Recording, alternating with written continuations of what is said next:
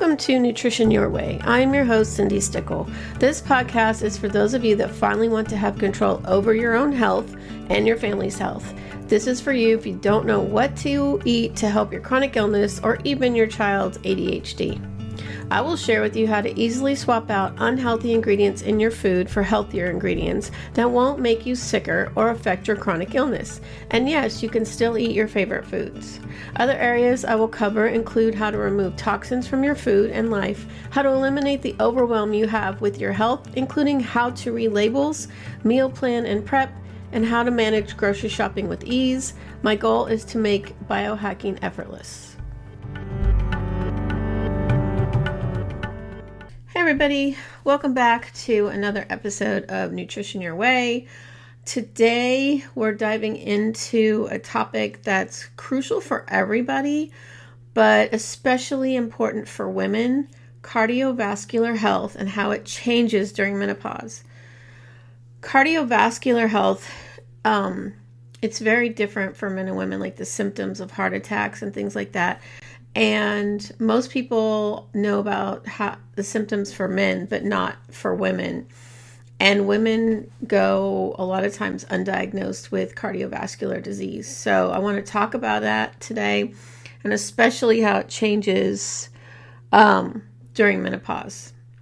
So whether you're in your 20s or your 60s, this episode has something for you. We'll start by covering the basics of heart health that apply to all of us, and then we'll explore the unique challenges and considerations that come with menopause. So first off, cardiovascular health basics. Let's start with the fundamentals. When we talk about cardiovascular health, we're referring to the well-being of your heart and blood vessels. It's all about how effectively your body circulates blood, delivering oxygen and nutrients to every cell. Good cardiovascular health means a lower risk of heart disease, stroke, and other related conditions. So what influences our heart health? There are several key factors. One is diet. A balanced diet low in saturated fats and high in fruits and vegetables and whole grains is crucial. 2, exercise.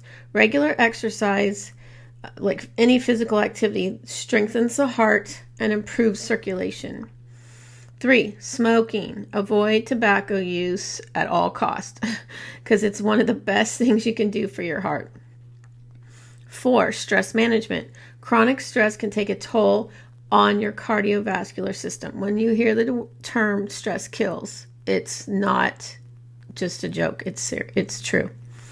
Sleep. Getting adequate quality sleep is more important for your heart health than many people realize. And 6, managing other health conditions. Things like diabetes and high blood pressure can significantly impact heart health if not properly managed. So now you might be wondering, what can I do to maintain good cardiovascular health? Great question. For the general population, and particularly those who are not menopausal, the American Heart Association has some specific recommendations. Get at least 150 minutes of moderate intensity aerobic exercise or 75 minutes of vigorous aerobic exercise per week. Remember, this is for non-menopausal. I will talk about what women in menopause should be doing for exercise, and this is not it. Focus on diet rich in fruits, vegetables, whole grains, lean proteins, and healthy fats, omega-3s, olive oil, avocados. Limit saturated fats, trans fats, sodium, red meat, and added sugars. Maintain a healthy weight. And that's where the new natural plant-based GLP-1 will definitely come into play. And if you smoke, quit and avoid secondhand smoke. And get regular checkups to monitor your blood pressure, cholesterol, and blood sugar levels. It's important to note that these guidelines are general recommendations and may not be appropriate for everyone, especially women going through menopause. We'll discuss more specific recommendations for menopausal women in just a moment. So the next part is cardiovascular health and menopause. Menopause is a natural part of aging for women, typically occurring in their late 40s or early 50s. But did you know that it can significantly affect heart health? Here's why. Estrogen, which decreases during menopause, plays a protective role in cardiovascular health. As estrogen levels drop, women face an increased risk of cardiovascular disease. During menopause, several changes occur that can impact your heart health. 1, blood pressure tends to increase. I noticed this myself. I thought it was from when I was still teaching middle school math, and that will raise your blood pressure anyway. But I always had low blood pressure, but I couldn't figure out why my blood pressure was like starting to go up. And hello, postmenopausal. Your LDL or bad cholesterol often goes up, while your HDL or your good cholesterol may decrease. And you want the opposite. You want low bad cholesterol and high good cholesterol. Women may experience an increase in central body fat. We already know that for menopausal women, it like hits the midsection. There's a higher risk of developing type 2 diabetes. Menopausal women don't realize that you become more insulin resistant with menopause and you can get type 2 diabetes, and that can be avoided. And then the walls of blood vessels can become less flexible. So now this might sound alarming, but don't worry. There are steps that you can take to protect your heart health during and after menopause. However, it's crucial to understand that these strategies differ from general population recommendations. And as a menopause certified coach and 4-time certified nutritionist, I can offer more tailored advice. Exercise remains crucial, but the approach changes during menopause. The general recommendation of 150 minutes of moderate intensity aerobic activity per week may not be suitable for all menopausal women. Instead, it's important to focus on personalized exercise plans that take into account your individual health status, symptoms, and fitness level. This includes a mix of low to moderate intensity aerobic activities like brisk walking, swimming, or cycling. Strength training to maintain muscle mass and bone density. Strength training should be increasing in menopause, and heavy cardio is definitely decreasing during menopause. You don't want that. It actually raises your cortisol levels and causes you to gain weight that you're already gaining from menopause. Flexibility exercises and activities that promote balance. And then mind-body exercises like yoga or Tai Chi, which can also help manage stress. Always consult with your healthcare professional or a certified menopause coach like myself to develop an exercise plan that's right for you.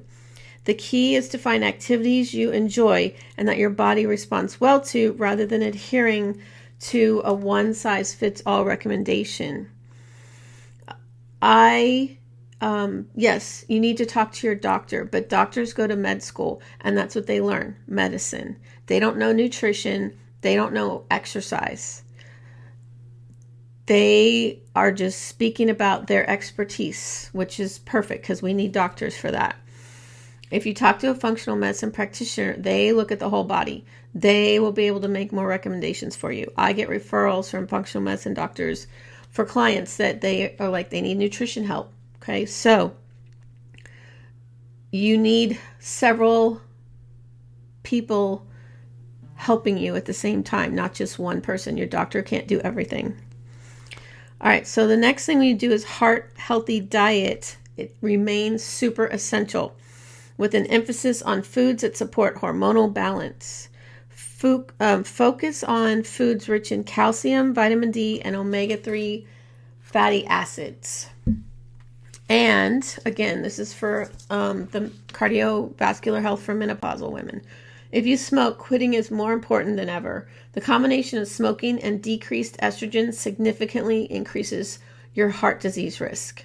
Stress management techniques like meditation, deep breathing exercises, or gentle yoga can be super beneficial during this transitional period. And regular checkups to monitor your heart health, is super vital. So don't skip those appointments. I have my own blood pressure monitor at home and I take it every single day. because especially when it was going high when I was teaching a couple years ago, and I just wanted to monitor it, and I still do it to this day. And then the last one is consider discussing hormone replacement therapy with your healthcare provider. It may be beneficial for some women. And talk to your doctor about bioidentical hormone replacement therapy. It's not pharmaceutical and it's tailored to your needs. I'm on the bioidentical and it's compounded at a compound pharmacy, and it's actually made for me and my body. It's not a one-size-fits-all. I do not believe in a one-size-fits-all for anything. My nutrition, talk to my past clients, they'll tell you. So what are the key takeaways of today's episode? Cardiovascular health is important at every stage of life, but it requires extra attention during and after menopause. By adopting heart-healthy habits early and maintaining them throughout life, we can significantly reduce our risk of heart disease. And for women approaching menopause, it's crucial to be aware of the changes that occur and to work closely with your healthcare providers or a menopause coach like myself to manage cardiovascular health effectively. Remember, knowledge is power when it comes to your health. I did an episode a couple episodes ago about being your own health advocate. You need to speak up for yourself, because a lot of times your doctors aren't there. If it's not a functional medicine doctor, those doctors are just going to promote the drugs that the pharmaceutical people are paying them to promote. Okay, so you need to speak up. You know your body, you know your health, and you need to ask the right questions. And if your doctor is not helping you, find another doctor, preferably functional medicine practitioner. Okay, so thank you for listening today. Check out the show notes. You'll have a link to get on my the list for the new GLP-1 plant-based product that's coming out. This episode will be dropping after it's live, so that product will be available for purchase on October 11th. And losing weight is helping your heart. I myself cannot wait to try this product, especially for menopause weight gain. And thank you for listening, and I'll be in your headphones next week. And as always, don't forget to subscribe so you can be notified when new episodes are released. And if you like what you hear, I would love for you to leave a review.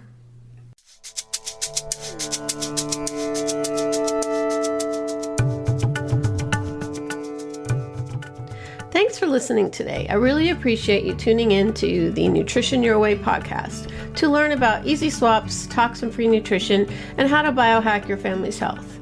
Don't forget to subscribe here, and you can also follow me on Instagram at Cindi Stickle or my website cindystickle.com for the latest updates. Links are in the episode description.